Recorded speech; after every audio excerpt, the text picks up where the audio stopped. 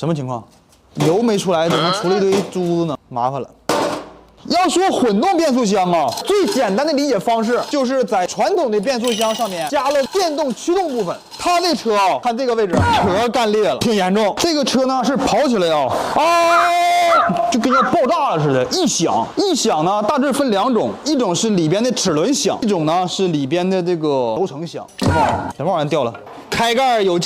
哎呀妈呀，胡妈的！经过高温了，等都退火了，得撬下来，看看这头为啥裂啊？这个轴承它想出来，它没出来呀。看看这里头，它是想出来的，里面太热了。这个轴也是一样，轴承里边就剩珠了，这个架子已经全化了。这个齿给它拽出来，这个齿上这俩轴承磨的是已经看不出来是轴承了，这是残骸，螺丝都给磨没了。拆吧，接着拆。这个齿轮上面啊，都磨飞边子了，嘎巴，干稀碎。